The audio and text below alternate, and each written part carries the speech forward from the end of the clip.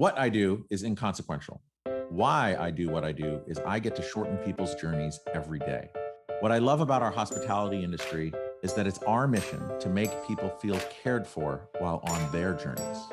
Together, we'll explore what hospitality means in the built environment, in business, and in our daily lives.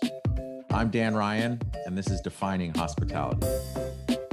Today's guest delivers on a high-quality product and experience for his customers. He's a resilient and persistent entrepreneur. He's the co-founder and host of the long-running and very popular Principle of Hospitality podcast. He's the founder and director at Open Pantry Consulting. Ladies and gentlemen, Shaun de Vries. Welcome, Shaun. Hey, Dan, how are you? I'm great. I'm really excited to do this talk with you because, I'm new to podcasting, and I've, within my little niche of the hotel world, developed a kind of a cool following, and I'm getting tremendous, wonderful feedback. And it's always surprising and humbling when I go to events or conferences and people are telling me that they listen to it and they love this. And what did I think about that? And it's just all so surprising.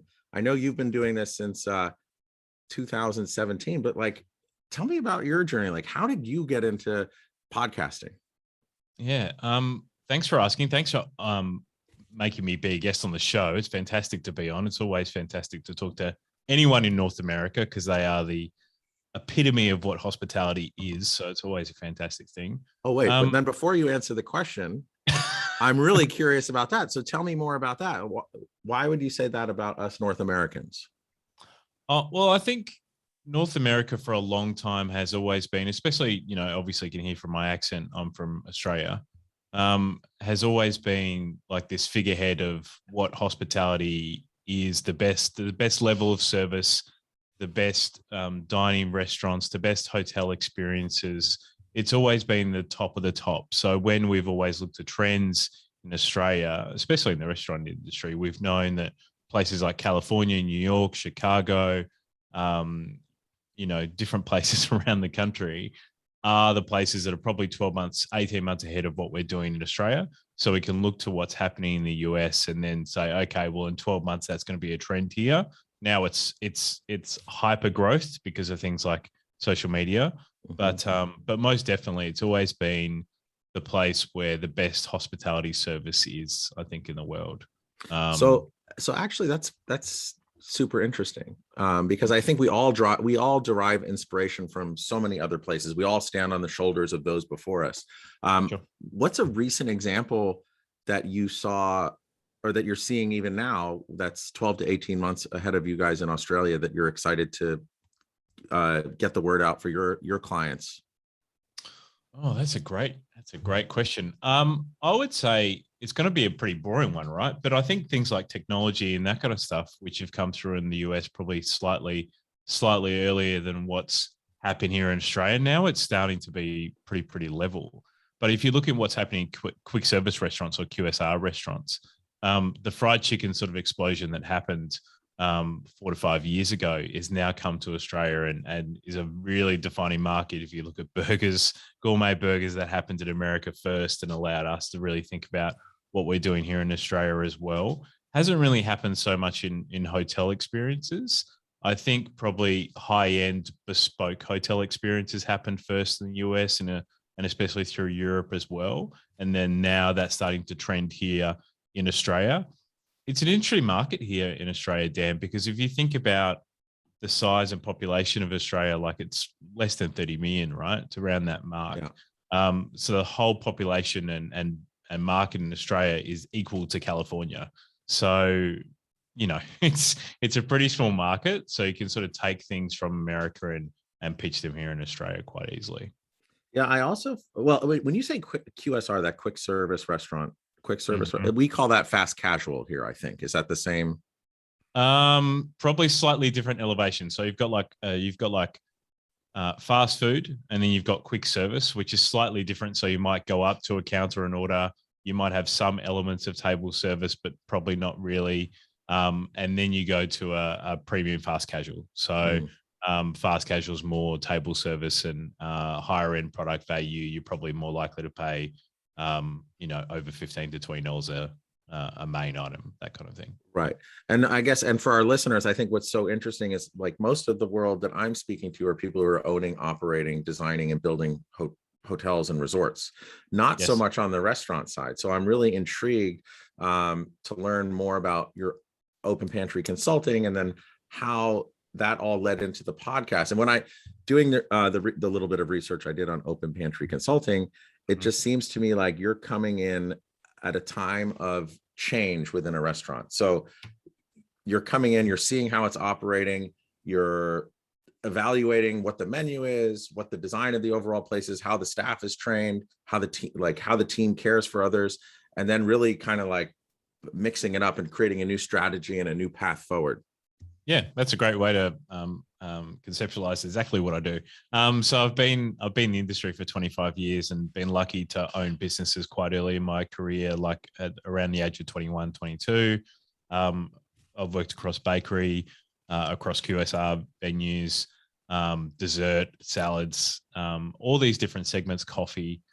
So I've been very fortunate during my career to actually have a lot of different experiences. Also work in different parts in Australia. So I'm originally from Adelaide or South Australia. So if you sort of got the map out, that is the middle lower part of Australia. Very far away, almost as far away as Perth is from anything. Oh, Perth is the most. I don't know how you get there. I've always wanted to go, but I don't know how to get there. Perth is interesting. I lived in Perth as well, but Adelaide, if most people know things like the Barossa Valley, if they really love wine and those kind of things, that's where South Australia is. And then lived in Brisbane, so people would probably know Brisbane or Gold Coast and that kind of side of Australia. So lived there for 7 years, and then did live in Perth, the most remote kind of city in the world. Totally. Who is pretty much their own country. Over in Perth, it's very, very different. So lived there for 6 months or so, and then came and lived in Melbourne 7 years ago. So most people will know Melbourne for its coffee, its laneway bars. It's really great sporting culture.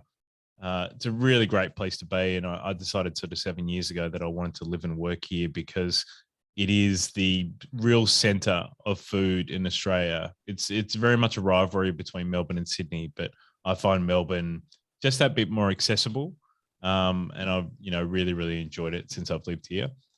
And then the podcast sort of came out, as you said, sort of 5 years ago, because I had friends who were asking me to sort of do a podcast. And luckily, funnily, as we talked before the podcast, Dan, like I've also got I've got a face for radio, right? And I'm lucky to have a deep voice and that kind of stuff. And people said, well, why don't you do a radio show? And podcasting was becoming a lot easier then. So I just started to talk to my friends in the industry and talk about their experiences and what they were seeing coming forward, because I knew from informal kind of learning, as we call it, and people passively listening to podcasts, that they would learn stuff and wouldn't even realize it just from other people's experiences. And yeah, I've just enjoyed it. So now we're at 180 odd shows, and it's a really good podcast. And I enjoyed doing it, and we're going to move to another level this year, which is really exciting. So, but I also love, like, obviously I've been in my industry for about the same time as you in the hotel side for about 25 years. And I don't consider myself an expert in hospitality at all. Like, I'm more of just a super fan, and I love this industry. And I think one of the things that I love so much about it is it's all about interpersonal relations and empathy and how you make others feel. So it's almost as if I just know it when I feel it. And I don't know. I also think it's all just really transferable to so many other industries, so that while you're in this restaurant niche or I'm in a hotel niche, it's all about making sure that everyone's having the best possible journey, right? So, yes.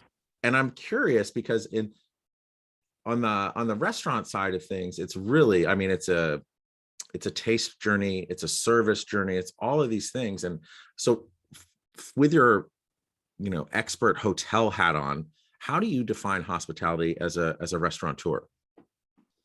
I think, like anything in hospitality, is a collection of moments, right? So we're fortunate in the hospitality industry, and I see it as true fortune, the fact that we get to share some of the most important moments in people's lives. And that might be a surprise engagement. That might be a birthday. That might be, some other form of celebration. It might be a first date. It might be a wedding. Like all these different things that people entrust us with is really, really important when you think about it as a hospitality, professional. So I sort of see it as, now I've totally forgotten where I was going with that. You know what? Speaking of journeys, like you were just taking me on a full-on journey, and it is 6 a.m. in the morning for you, so everyone should just know that. Yes, I think. I just think as a hospitality professional, like you just have to be really humbled. Like I love what you said about empathy there, right? Like being humbled and being empathetic to what we're actually doing in this role, because it's exciting and fun. The fact that as a hospitality professional, you get to work in these venues every day. You get to have fun and excitement. You get to stand shoulder to shoulder with great people every single day. But then dealing in these great events in people's lives, I think is a real responsibility. And I know that people in the industry really take that on board because they can see the kind of excitement, the kind of love that actually generates.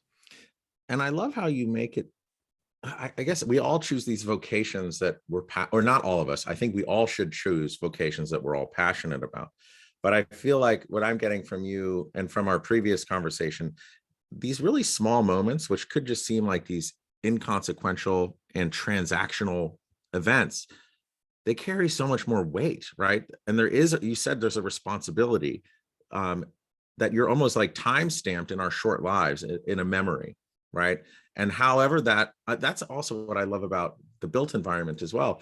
We are creating these spaces where so much work goes into them.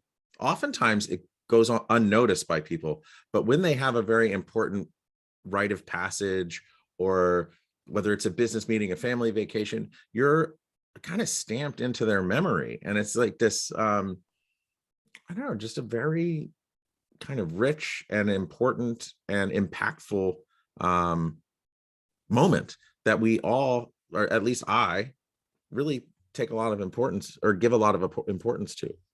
Yeah, I totally agree. Can I share a story with you, Dan? To Absolutely. show hospitality moment. So I was working for a burger chain here called Grilled, which is like a gourmet burger chain. I'm trying to compare something to like in the US, but it's about 120, 130 odd outlets around Australia. 200 seat sort of restaurant. We were very close to a hotel in this particular venue that I was working in Brisbane. It was a quiet Saturday. We actually had quiet weekends, which was a bit weird. Our nights were okay, but our days were really, really quiet just from where we were. We were sort of in the city and weren't really near very many places of residence. But anyway, very close to a hotel. So we used to get a lot of weddings and that kind of stuff that would happen on a weekend, obviously. We had very quiet lunchtime and we had a bride come in who I knew obviously wasn't in a bridal gown yet, but had a bridal party come in, and they wanted lunch right before their wedding, and we got to talking and saying, okay, well, we're getting married today or whatnot, and then they got all their takeaway and that kind of stuff, and then left, obviously super excited and that kind of thing. And we had a bit of time, like from a staffing point of view, like we had a bit of time. And my staff said to me, like, what do you think we should do something a bit more special because they're getting married, and we obviously know with the hoteliers and that kind of stuff. So then what we decided to do was get a card that was at the news agency. It was actually not a fantastic card, but we made it fantastic. And then got every single person in the restaurant to write it and say their best wishes for that couple moving forward. And then also gave them like $100 gift card, right? And basically said, look, your last meal as a single person was on us. Can we make your first meal as a couple on us as well? And just made it really, really joyful in a way.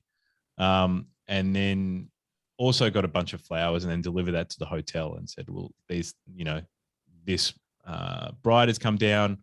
We know her name. Like, can you please give this to her room and that kind of stuff? And this was in 2009. So it was just the start of Facebook. And so we had the next day. So I was excited. I was glad we did something good. The staff were energized. Next day, she put it on Facebook. It went absolutely ballistic. A viral campaign, like a viral post. Just the fact that we did something for the pure love of it, because we wanted to actually share in that moment with her. And I knew that that would be a really important story that they could continue to tell from that burger restaurant that, you know, could have done nothing. Like, we could have done nothing, but we decided to do something that was elevated in order to make their day 2% more important, right? But we don't know that that might have been their first date that they went on, right? Right. So those kind of little things that I think, even in any point of hospitality, that we have an opportunity to actually deliver a moment and experience which is elevated if we want it to. It's just up for us as hospitality experts and professionals to actually listen to the guest, listen to the customer, and try and elevate that experience for them. And it was totally a small moment. You didn't know what the outcome was going to be, but it was your intention. And I think that's like, when you talk about empathy and intention and appreciation and gratitude, it doesn't require an act of Congress or Parliament in Australia that to make all this happen. It really just takes being present and mindful and seeing what's happening in front of you. That's an amazing story. And I'm glad it went viral, because I think we can all learn from these little small moments, these small inconsequential moments that are just kind of just passing us by in life, are those bookends or those milestones and signposts that people really remember in their life. Yeah, I totally agree. Like, I think it's just great. Like, when I think about that moment, and that was like 12 odd years ago now. And like, even me retelling that story takes me back to that moment and how I felt and what my staff were asking me. And that's a cool thing. Like, there's not many jobs, I don't think. Like, I've done hospitality pretty much all my life, except for 3 months, right, where I did something else and then decided to come back. There's not many jobs that can happen in that way, I don't think. Totally. So I think that's really super important. And, you know, and thank you for sharing that story, because like, just hearing that story also, it makes me think about, hey, it's inspiring to me, and I'm sure other listeners, about what they can do. You know, how can they have an impact on someone's life like that? Cool. I think, you know, when thinking about your the Open Pantry business, Open Pantry Consulting, I'm envisioning kind of a Gordon Ramsay thing, but with not as much yelling. That's what so many people say to me. It's really funny. Or are you a yeller? Not anymore. Okay. Not that I've turned 40. No. Basically, what we do is we help hospitality businesses either start up or scale up. So people will come to us with a concept and go, hey, I want to do this particular concept or this particular part of dining or coffee. I need to find a venue. I need to set up an operations for this. I need to set up a supply chain. Can you help me with that? Or they've got to 2 or 3 venues really well.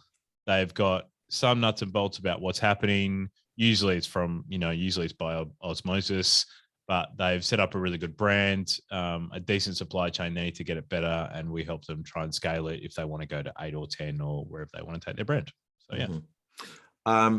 I think that oftentimes we can all learn from the projects that have had the biggest impact. So like, if you were to go back in your catalog of past projects, and I love that it's 2 different trails, right? It's from the startup side or the scale up side. So tell me, I guess, on the scale up side, someone who had something reasonably good, what was some of the things that, like, if you were to take a little wing of bat or eye of newt or whatever you use in your potion and your process to, like, what was the most impactful or most outperforming outcome that you can recall? So I got asked pretty early on in the start of Open Pantry Consulting to actually bring a fried chicken brand from Singapore into Australia, and then launch their 3 venues into Australia. But we needed to test it with the first one in Victoria, in Melbourne. And we had to take this concept from Singapore and then slightly mold it and change it. So it was coming from a more fast food kind of level driven experience in Singapore. smaller venue to make it a bigger size venue in Australia, and then also change the product range. So obviously it's a fried chicken, like, it's going to be chicken, but we needed to change it from what was not a free range product to a free range product. So we basically changed it to a more high quality spec product. We also brought alcohol into that brand, and then bottled drinks in that brand. So it had a fountain drinks. So I'm trying to think what you call it in the US. Yeah, fountain drink. That's okay. So we're elevating everything there.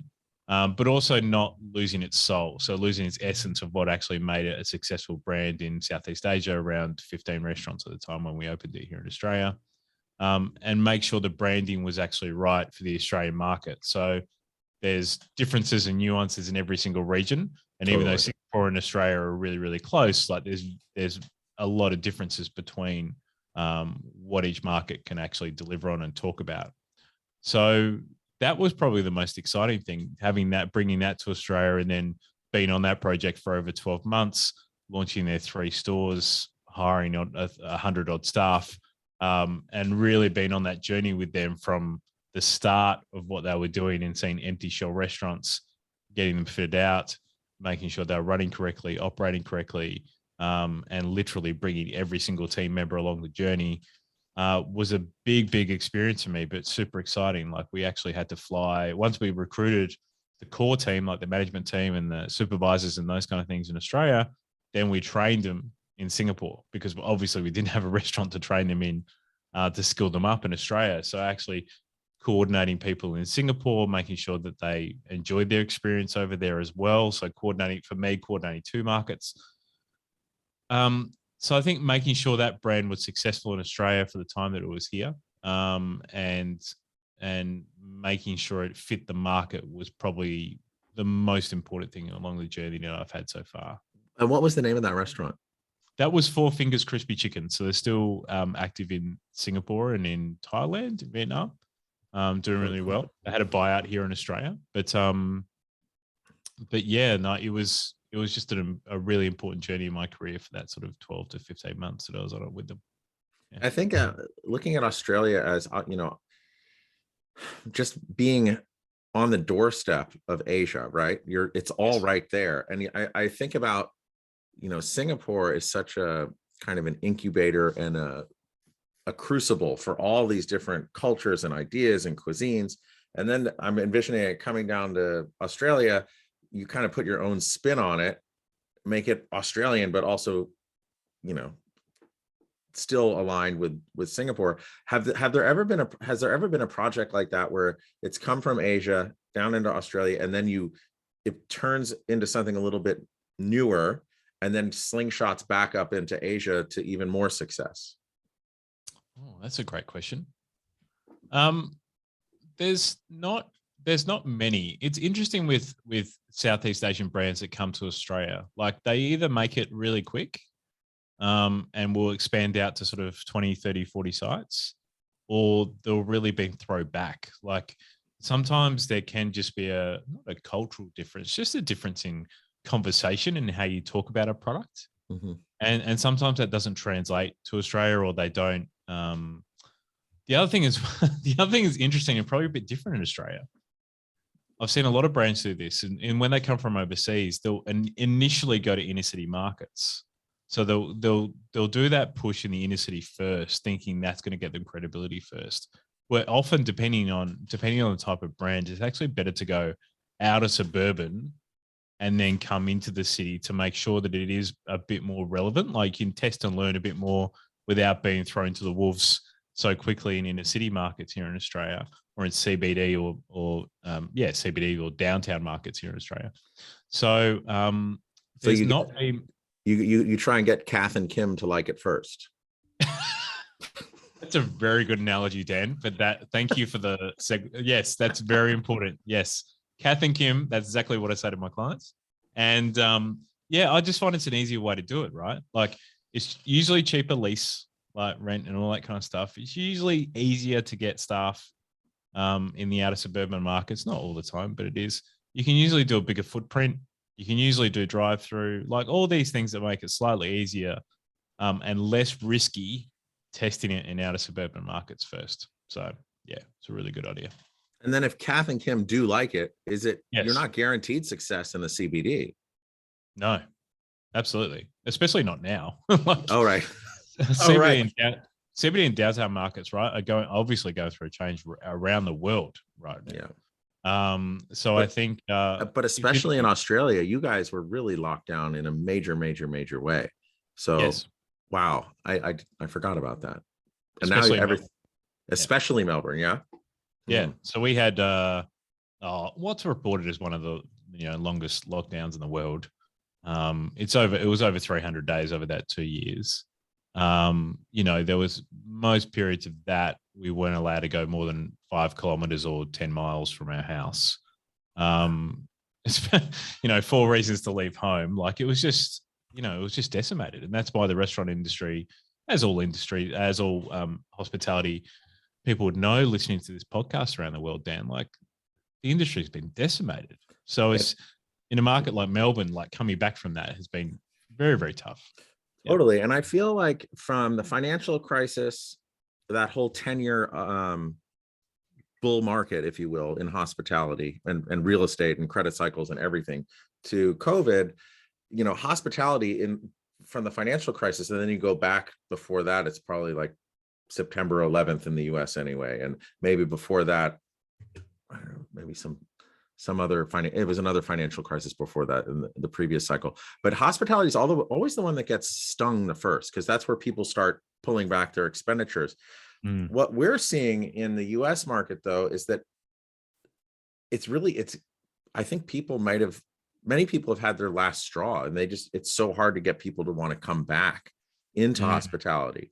But one of the things that I'm seeing from just having all these conversations is it's such a great industry. It's so transferable to any other industry, right? Because you're teaching service and empathy and like walking in someone else's shoes and delivering an experience and impacting people. But if people come into hospitality now, I would say from a career perspective, more than I think any other industry, it's a very steep trajectory on your career path right now. Are you seeing that in Melbourne and Australia in general? Oh, most definitely. Like, it's the best time to join the hospitality industry, right? You're going to get, as you said, the steep learning curve is there. Like, you're going to have the best opportunity that you ever had, because there's so many opportunities that are going wasted right now. So therefore, and you're going to get paid the best that you ever have as well. Like, I think the hospitality industry, especially here in Australia, like, we're paid quite well anyway, but there are a lot of places that, weren't paying properly. And I think the industry has now realized that they need to pay high quality for high quality people. And they're doing that because they don't have a choice, and because they've woken up and realized that's the most important thing. So I think in turn with that, like, a career in hospitality has never been a better time, because you get all this opportunity across different departments and across different parts of the brand. And when I think about starting when I was 16, like, having the opportunity to, be in a bakery and ice product, and then, after 12 months, then start to do doughs and start to be a baker and all that kind of stuff. Like, if I was doing that now and starting at 16 now in the same career path, like, that would probably be accelerated even more, because it would need to be from a business perspective, right? So I think that's an important thing and a great thing, as long as the training systems are underneath it to underpin it, to make sure we get really great quality training. Because the biggest challenge right now is that if hospitality owners don't have their ducks lined in a row in regards to training development, they've finally get all these people come through and say, yes, I'm going to start working for you, and this is what I'm going to get paid, and I feel really excited. But if there's not great training programs and onboarding and all those kind of things, especially in the first, I'm very much a believer in the first 6 weeks of someone's employment being positive and being exciting, then they're not going to stay. And there's no point in bringing people on when it's so hard to bring them on right now if they're not going to stay for very long. So the people who listen to your podcast, Dan, I just hope they're definitely thinking about the training programs that sit underneath it as well, not just the fact that it's so hard to recruit really great quality talent. Yeah, I think it's going to be a challenge for a while. How are you getting that story out? Because I thinking about the training programs in particular, if you really have a dialed in training program, as much as we'd all like to say, hey, I want you to work at this place forever and feel aligned, and people do these other things. And I'm a big believer that if someone comes work with me, I want them to become the best version of themselves so that they're armed to go do whatever else that they want to do on their career path. How are you guys getting that? How do you get that story out with your restaurants and your clients to tell them that this is the best time? And is it resonating? Are you able to change your messaging for your clients and yourself to just draw and attract more people? Yeah, I'll probably talk about it a bit through social media, a tiny bit. Probably need to talk about it more now that we're talking about it on this podcast. It's probably been a hard thing to talk about, at the moment when there's so many challenges in the hospitality industry. You sort of got to pick your battles, and I know that it's very, very hard for people to recruit at the moment. So you don't want to sort of hit them with this. Make sure you got everything operationally right as well. Like you just need, hopefully people who've been experiencing the industry sort of know this kind of stuff. In regards with my clients, it's honestly just telling them, and it's probably the point now where I'm able to have these open conversations, because we deal a lot in people management and recruitment and onboarding and training and all those kind of things, developing safe operating procedures, SOPs, that I'm now having those conversations when I start to recruit. Okay, well, we're going to recruit for a venue manager, or we're going to recruit for a sous chef or something along those lines, right? Cafe manager. What is their first 6 weeks going to be like? And quite often they'll not have a really good path there. So we'll try to make sure it is a much, much better path to make sure that first 6 weeks is excitement and they're enjoying themselves and there's training there and it's underpinned and they've got someone to talk to and there's a buddy system going on. So it's really the point of recruitment now, where before I was not really thinking about that as much or not having those conversations. But now, because the market is so challenging to actually recruit great talent, I'm actually having those conversations when I start to recruit. Right.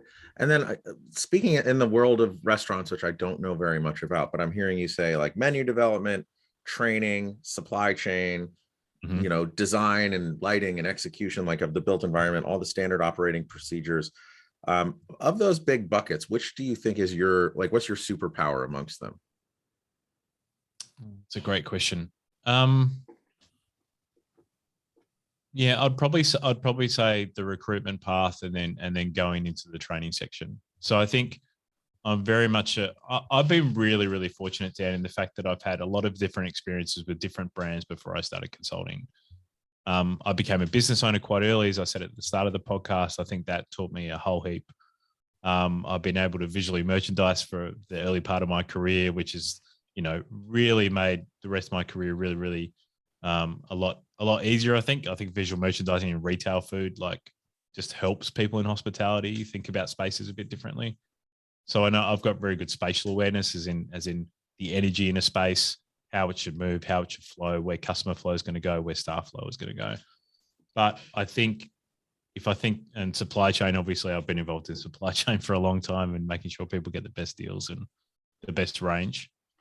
But I think if I think about my love, it's making sure that the best quality talent are in the best quality spaces to make sure they have a great career. And that probably goes back to me wanting to leave a legacy, because when I started at 16 and I had this moment where I had a fantastic employer. I don't think I could have had a better employer. But there was also a moment at sort of 17, 18 where I was about to walk out and leave.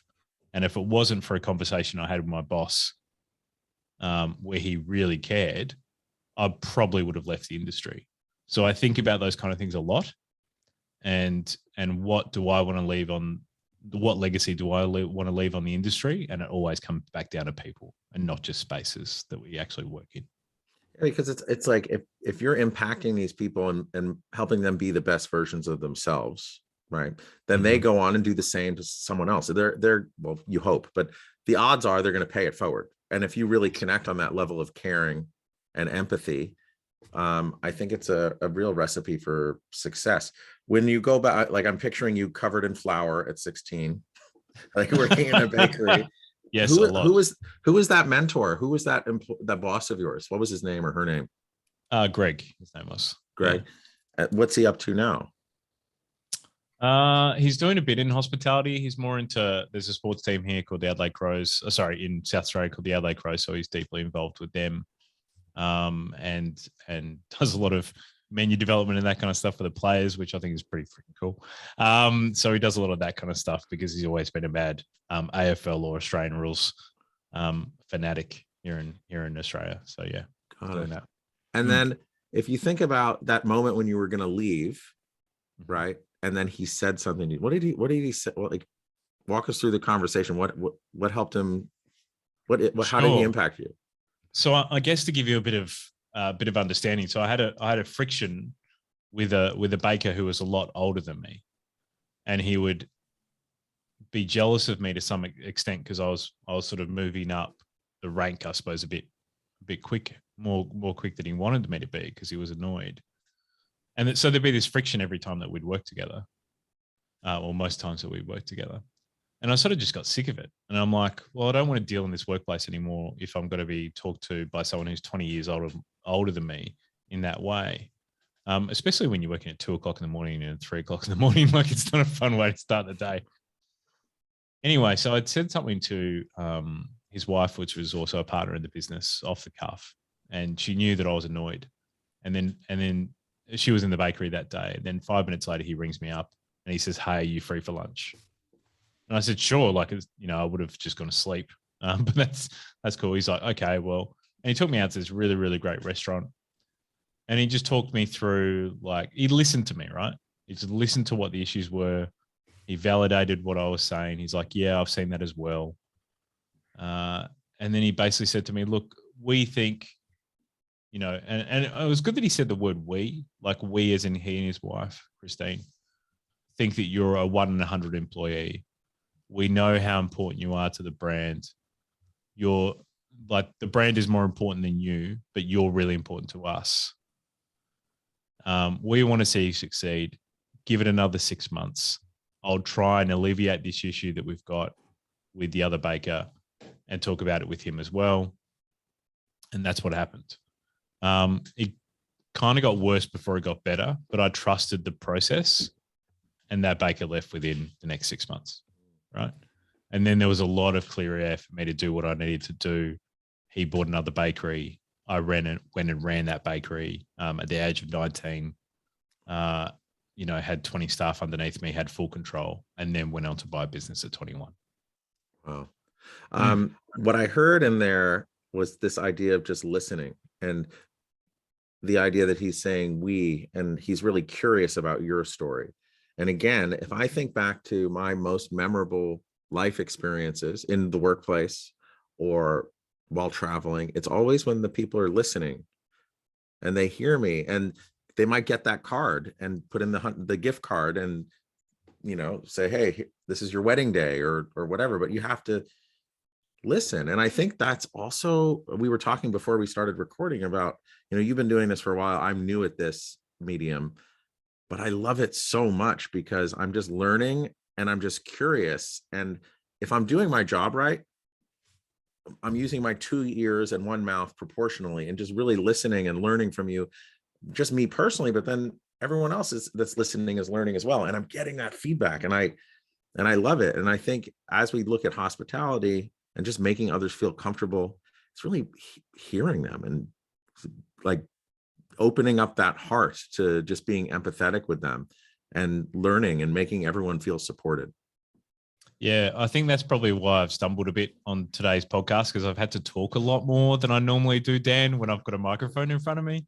So I find that listening, and funnily enough, listening it's only been part of sort of what I do and what I'm really proud of probably the last 10 years. Like, even that bravado of me, owning a bakery and then owning a second bakery quite early on, like, I've got this male ego that, like, I'm going to smash it, right? So all of a sudden I stopped listening to people, and then I just started talking because, I'm the boss here and I'm going to talk and you're going to do what I say. Like, I went through this weird period of just working a lot, working 100 hours a week, not really caring as much as I should have, and all this kind of stuff until I needed to. And then the last 10 years, I think I've just had this bit where I've just gone, well, I'm going to learn so much more if I listen to what the problem is rather than tell you what the solution is, because then maybe I can come to another solution that's going to help the situation even more. And I think that's where I feel quite sometimes guilty being a podcast host. And I'm sure you might feel this as well, because we're listening to people's stories and people's journeys. And when you've done a lot of that, like you're like, wow, I've taken on all this information of all these amazing people.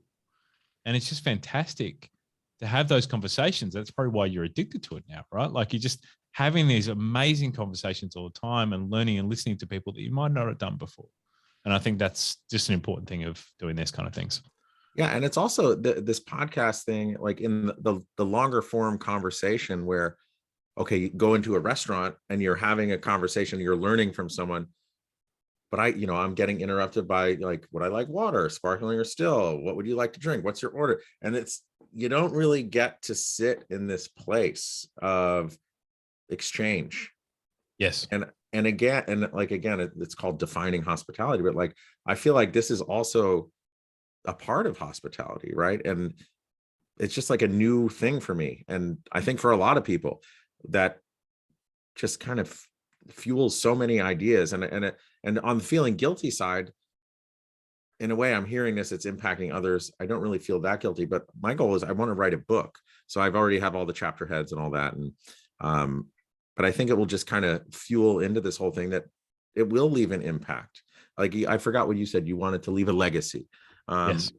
And we're in this really small industry. And I think that no matter what industry, big or small, we all have the opportunity to leave a legacy, to impact someone else, to really pay it forward.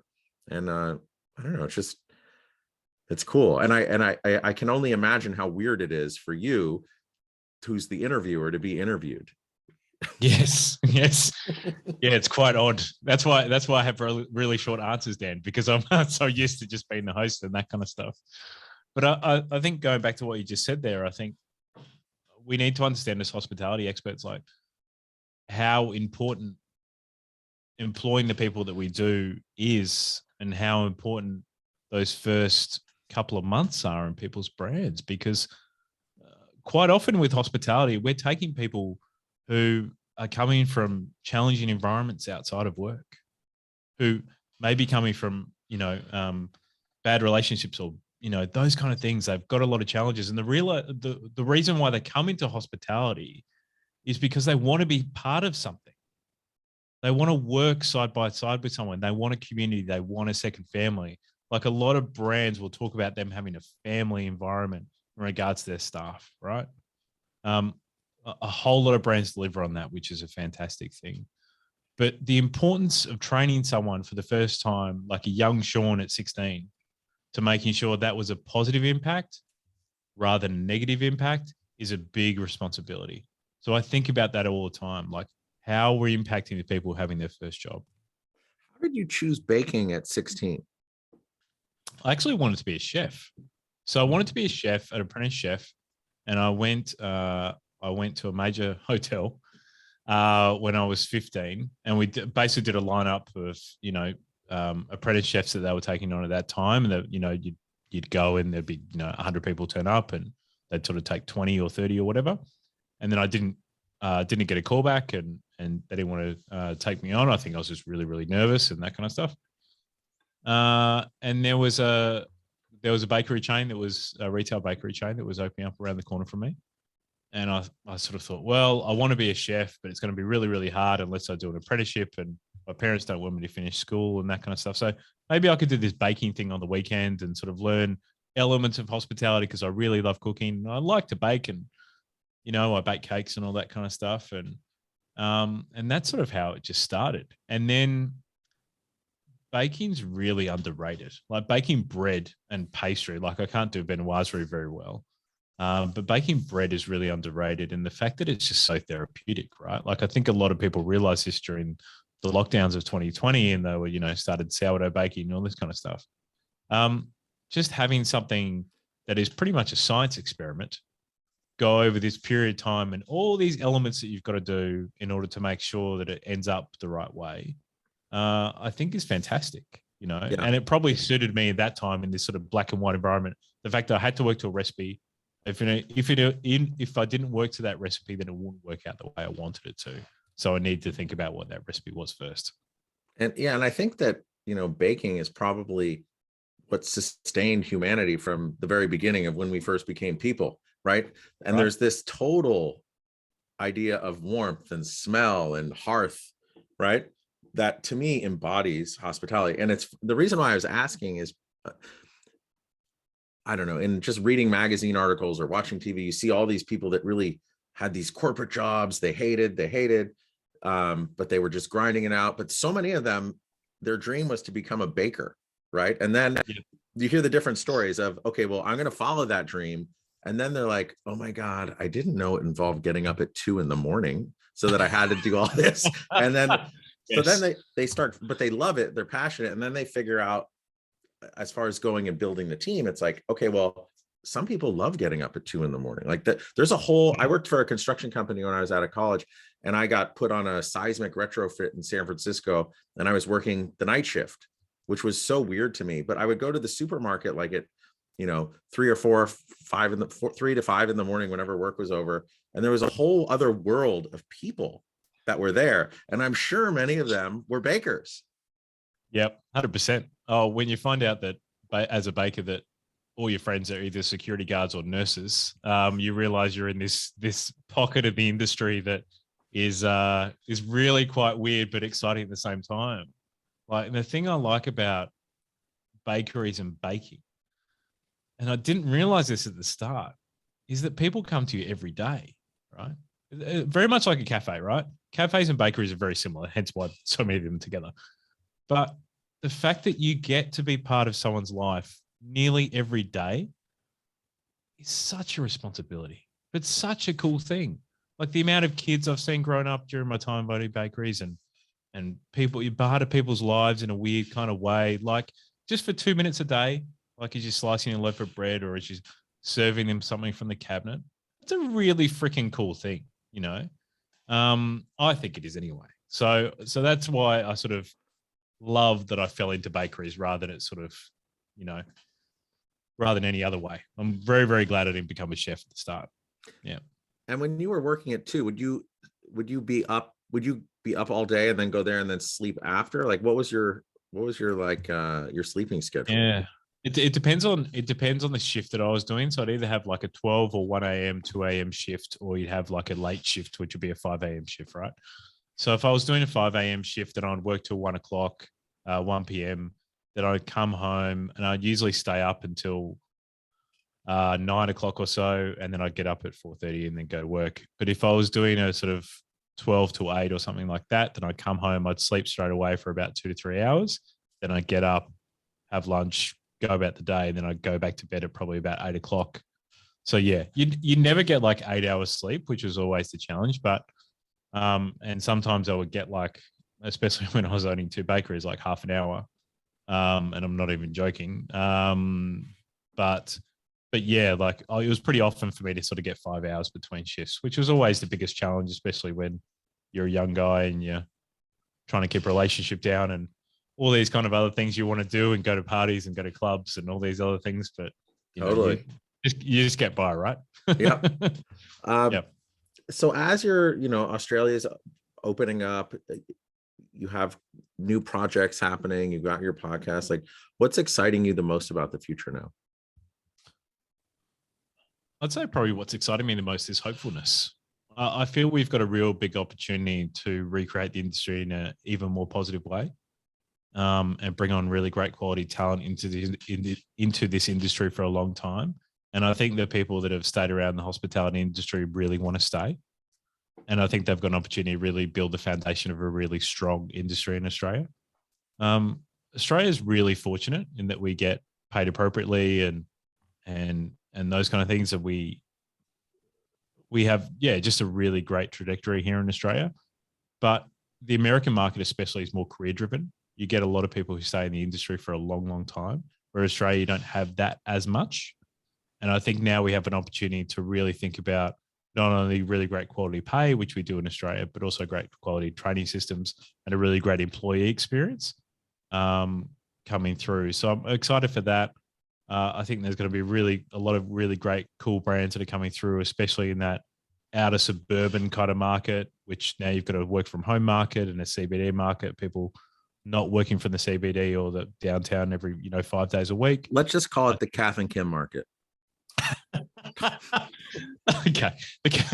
Now the Kath and Kim market, like, it's really exploded, right? Like, now you've got all these outer suburban markets, which are really, really exciting, doing really great quality hospitality.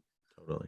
So I'm excited for where that's going to go. I think I'm excited for things like delivery options and where that's going to go to, robotics. Like, there's so much more I'm excited about for the hospitality industry. I think it's a great time because there is so much change, and it's been needed for a long time. So I'm excited to see that change come through.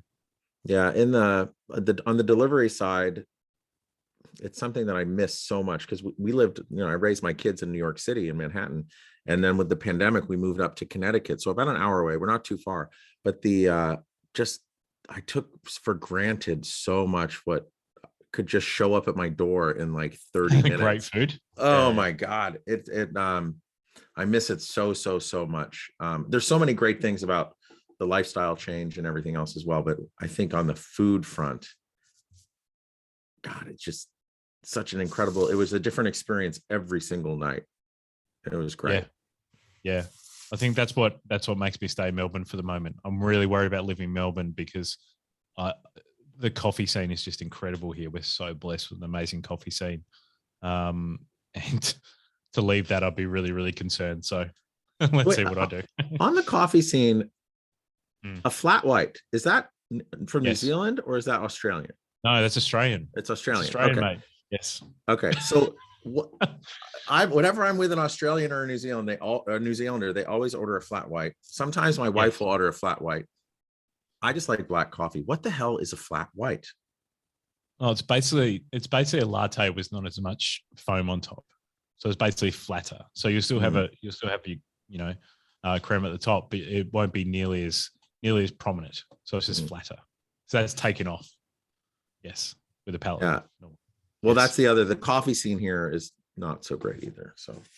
Oh wow, really? Yeah, I think it's a real to have a really great coffee shop somewhere around where we are, I think is so needed, and it just doesn't exist. It's weird.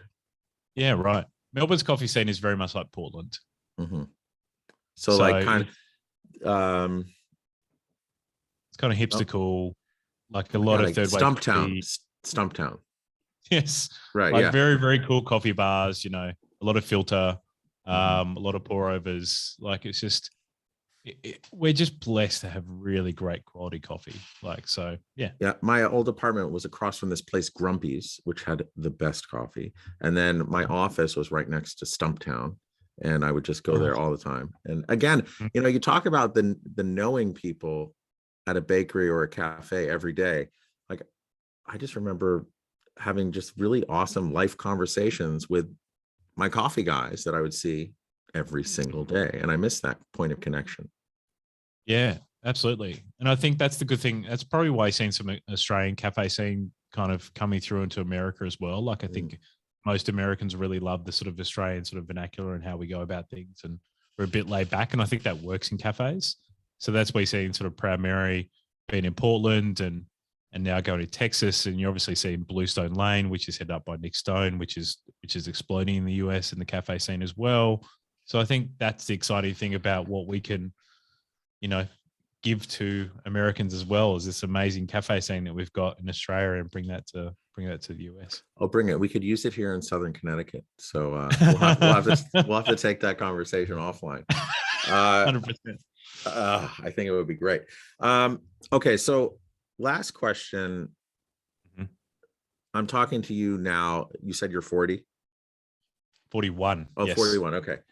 Yeah. So 41-year-old Shaun, you teleport back in time to 16-year-old covered in flour Shaun. What advice do you give yourself? I'd probably tell myself to be more patient. And I think this is probably the case with a lot of young males, is that you want everything yesterday. And I think I needed to just trust in the process of baking. Actually, the actual theory of baking actually was how I should have lived my life a bit more. So the fact that it is slowed down, it's methodical, it's thought about, but things will change. You know, seasonality changes bread and all that kind of stuff, which is important. So you had to be ready for that. And I think I wasn't as ready as I could have been if I really look back and be critical. But I think patience was the most important thing. And probably what we talked a bit about before Dan was listening, right? So I think I need to listen more than I talked. Unfortunately, I talked more than I listened.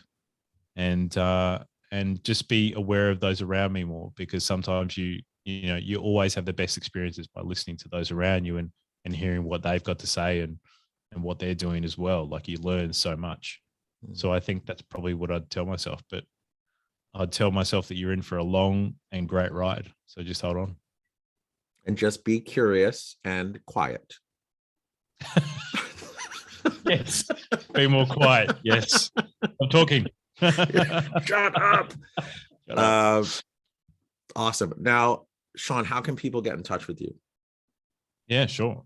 So probably 2 ways to check out what I'm doing. So openpantryconsulting.com if you know anyone in Australia who wants to get any consulting work done for the hospitality venue. And then principleofhospitality.com. So that is where the podcast lives, and you'll be able to see the old episodes and that kind of stuff and everything we put out from a written standpoint as well. And then you can hit me up on LinkedIn as well. So I'm pretty loud and vocal on LinkedIn, and always happy for a chat. So wonderful. Well, Shaun, I want to say thank you again for your time. I mean, it's so cool to be talking to another podcaster, and one with such an amazing life experience such as yourself. Thanks, Dan. It's been an absolute pleasure. Thanks for having me on. Oh, you're very welcome. And I also just thank you to our listeners. Again, just the feedback I'm getting from all corners of the world, even though it's round, is just amazing and surprising and humbling. So if this evolved your understanding of hospitality in some way, please share it with a friend. And thank you, everyone. We'll see you next time.